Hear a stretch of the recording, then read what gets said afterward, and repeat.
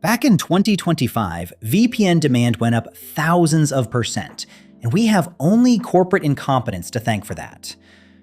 The age verification failures have demonstrated just how little governments care about our privacy, and that it's on us to avoid mass surveillance, even if it means equipping ourselves with privacy-focused software from top to bottom. I'm not joking about that VPN demand, by the way. A 6,000% growth in the UK was entirely due to the Online Safety Act, the latest attempt to protect minors online at the cost of public privacy. Providers like Proton VPN and NordVPN even managed to overcome the titans like ChatGPT, Temu, and Instagram Threads on Google Play. Hell, more people searched VPNs than they did the governmental portal. What I don't like here is that a lot of free VPN providers are mixed in, and those tend to make the problem worse. The main issue with the age verification system is that it requires people's private data. Government ID, full name, even address, all that just to prove they are over 18. If you are worried about providing that data, you shouldn't be using free VPNs. They are famous for recording and selling user data to advertisers, so you are just trading bad for worse. If you need a VPN to make your browsing private and secure, check the best VPN providers I just mentioned: NordVPN, Proton VPN, Surfshark too. Those are industry leaders with proven track records, zero data collection, and dedication to user privacy.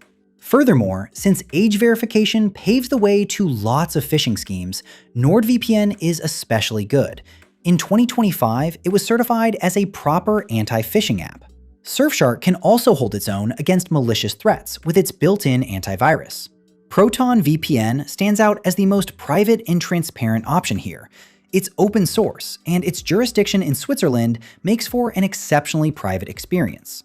I've tested these VPNs, and they made my online experience much more private and secure. So I'm sharing the best with you. Check the link in the description to grab a special discount for the one you like the most. But why exactly has everyone reached out to VPNs in light of age verification? Certainly not just to try bypassing these measures, right? Yes, the problem was with how poorly age verification systems handled personal data. Just to give you an example, 70,000 people from the UK had their government IDs leaked by the company responsible for Discord age verification checks.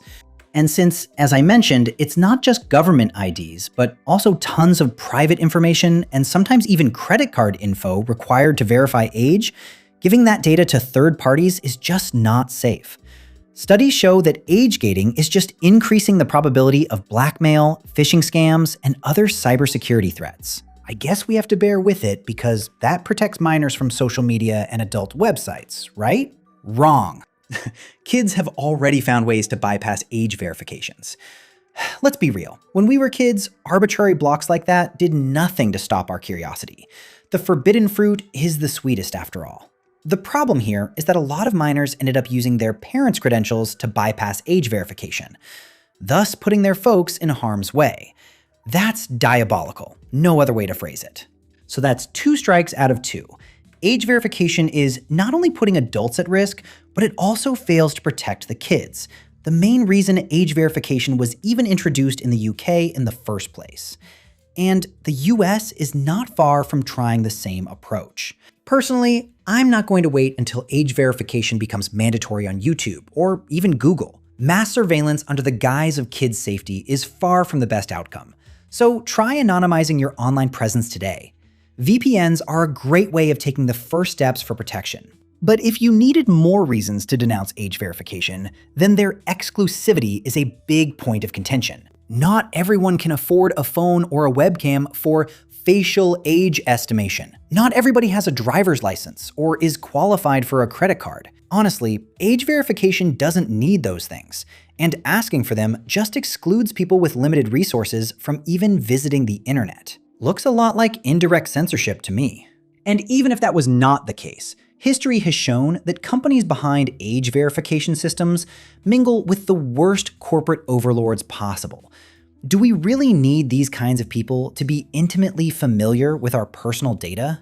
Thanks for watching, keep your privacy strong, and good luck.